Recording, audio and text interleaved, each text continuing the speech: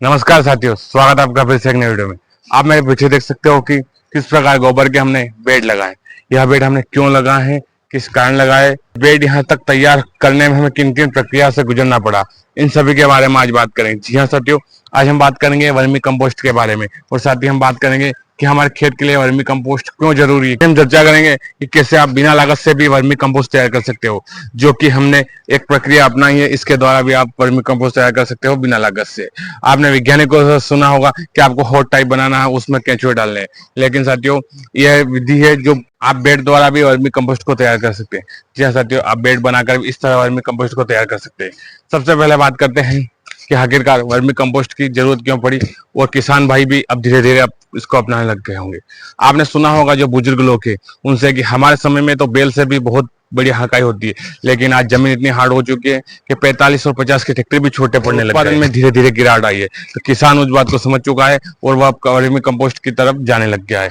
किसान भाइयों, vermi compost जरूरी भी है, क्योंकि आज अपन तो अपना गुजारा कर लेंगे, लेकिन अगली पीढ़ी के लिए हम बचाएंगे क्या? वो हार्ड भूमि जो कड़क हो चुकी है, जिसमें 60 का ट्रैक्टर भी अगर हम जुताई में लगाएं तो भी जोत नहीं रही है, ऐसी भूमि हमको नहीं देनी। जिस प्रकार हमारे पूर्वजों ने हमें एक अच्छी भूमि दी थी, लेकिन हमने उसमें रासायनिक का प्रयोग कर करके उसको हार्ड बना दिया। अब समय आ गया है हमें बदलाव का। सरकार भी बहुत जोरों से प्रचार कर रही है और किसानों को जागरूक कर रही है। अब बात करते हैं हमें वर्मी कंपोस्ट तैयार कैसे करना है। वर्मी कंपोस्ट तैयार करने के लिए आपको दो चीजों की जरूरत पड़ेगी, एक गोबर और एक केंचुए। गोबर तो किसान भाइयों सबके पास मिल जाता, लेकिन केंचुए नहीं मिलते। बहुत सारे किसान भाइयों के मन में यही सवाल रहता है कि गोबर तो हमारे पास है लेकिन केंचुए नहीं है। तो किसान भाइयों, आपको तलाश करना है, या इंटरनेट पर या यूट्यूब पे भी बहुत सारे ऐसी वीडियो मिल जाएंगे जो कि केंचुओं को सेल करते हैं। वहां से आप कोरियर द्वारा भी केंचुए मंगा सकते हैं। तो अब बात आती है कि हमें किन किन प्रोसेसों से गुजरना है जिससे कि इस प्रकार से बेड तैयार हो सके और हम अपना वर्मी कंपोस्ट बना सके। वर्मी कंपोस्ट बनाने में सबसे पहले आपको एक ऐसी जगह का चयन करना है जो कि सेफ हो और वहां किसी आवारा पशुओं का आना जाना ना हो।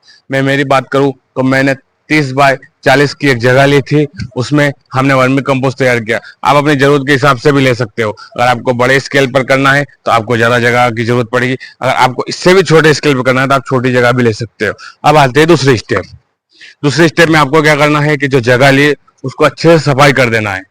वहां पर कंकड़ पत्थर बिनना है, घास निकाल देनी है। सफाई करने के बाद आपको उस जगह के नाम की एक बरसाती लानी है, हल्की त्रिपाल भी आप डाल सकते हो, ताकि जो इस गोबर का रेसा हो वो जमीन में न जाए और साथ ही जो केंचुए वो भी जमीन में ना जा सके। त्रिपाल बिछाने के बाद अब आता है मुख्य कार्य, जो कि है गोबर डालने का। साथियों, आपने जहाँ गोबर कलेक्ट किया है वहां से भरकर अब आपको इस तिरपाल पर गोबर को अच्छे से बिछा देना है कि बाद में इस गोबर को आप ठंडा करें तो ठंडा आसानी से हो जाए। साथियों, आपको गोबर को 8 से 10 दिन तक अच्छे से उसको ठंडा करना है। आपको पंप द्वारा उसमें पानी छिड़कना है, धीरे धीरे उसको 2 से 3 बार उसमें पानी छिड़कना है, जिससे कि वो अच्छे से ठंडा हो जाए और उसमें जो गैस रहती है वह निकल जाए, जिससे कि हमारे केंचुओं को कोई दिक्कत। गोबर ठंडा होने के बाद आपको बनाना है बेड। जी हाँ साथियों, आपने जो गोबर इस तरह पूरा फैलाया था उसको आपको दोनों तरफ से उठा देना है, जिससे कि वहीं के वहीं बेड बन जाएगा और आपको ज्यादा मेहनत भी नहीं करनी पड़ेगी, जिससे कि आपका समय और आपकी मेहनत दोनों बचेगी। हाँ तो साथियों, आपने देखा किस प्रकार आपको मैंने बेड बनाना बता दिया। अब बात आती है इसमें केंचुए डालने की। तो साथियों, अभी इसमें हमने केंचुए नहीं डाले क्योंकि हमारे पास केंचुओं की उपलब्धता कम थी। हमारी एक बैच और तैयार हो रही है जो वर्मी कंपोस्ट की, जो हमने थोड़े छोटे लेवल पर की थी, शुरुआत उसी से की थी। वहां मैं आपको लाइव बताता हूँ किस प्रकार वर्मी कंपोस्ट तैयार होता है। जैसे ही वह तैयार हो गए उसके बाद हम इसमें केंचुए डालेंगे, उसका भी मैं लाइव डेमोस्ट्रेशन आपको बताऊंगा।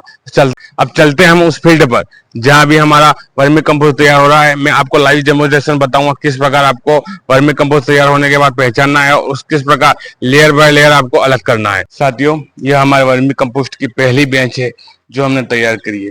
इसमें से एक लेयर तो हमने निकाल ली है, जिसका खाद ये इस प्रकार से तैयार हुआ हुआ है। देख सकते हो आप कितना शानदार वर्मी कंपोस्ट बना हुआ है। इसमें से कुछ हमने अभी खेत में इस्तेमाल भी किया है। अब बात करते हैं कि किस प्रकार आपको वर्मी कंपोस्ट को लेयर बाय लेयर तैयार करके निकालना है। जो केंचुए होते हैं वह, हमें सीधी भाषा में बोलो तो अपनी पोटी ऊपर आगे करते हैं, वही अपने काम की। देख सकते हो आप किस प्रकार यह वर्मी कंपोस्ट बन चुका है। आपको एक जैसे लेयर निकालनी है अगर तैयार हो गया हो तो, इस प्रकार से आप देख सकते हो किस प्रकार यह नन्हा केंचुआ है। आप अंदर भी खोदोगे तो केंचुए मिल जाएंगे। ये केंचुए है इसमें। और एक बात और मैं आपको बता दूं कि आपको अगर गर्मी अधिक हो तो इस प्रकार से नेट को ढकना है, या पराली भी ढक सकते हैं, या आप केले के पत्ते भी ढक सकते हैं, जिससे कि जो गर्मी रहती है वो बेड के अंदर न जाए और केंचुओं को कोई हानि ना हो। अगर गर्मी ज्यादा हुई तो केंचुए जमीन के अंदर भी जा सकते हैं, जिससे कि आपका खाद बनाने की प्रक्रिया थोड़ी लेट हो जाएगी और केंचुए मर भी सकते हैं। तो आपको अगर ज्यादा गर्मी हो तो इस प्रकार से आपको ढक देना है बेड को, और उसमें समय समय पर पानी छिड़कना है। हाँ तो साथियों, आपने देखा किस प्रकार मैंने आज वर्मी कंपोस्ट के बारे में पूरी जानकारी दी, और जो प्रक्रिया मैंने खुद स्वयं अपनाई है वही आपको बताई है। कोई किसी के खेत पर जाकर मैंने लाइव डेमोन्स्ट्रेशन नहीं दिया या किसी का इंटरव्यू नहीं लिया, क्योंकि जो मेरा अनुभव है वो मैंने आपसे शेयर किया। अगर आपको वीडियो अच्छा लगा हो तो आप चैनल को सब्सक्राइब कीजिए, वीडियो को लाइक कीजिए और साथ ही वीडियो को शेयर भी कीजिए, ताकि जो अन्य आपके दोस्त हो वह भी वर्मी कंपोस्ट बना सके और खेती में लाभ कमा सके। धन्यवाद।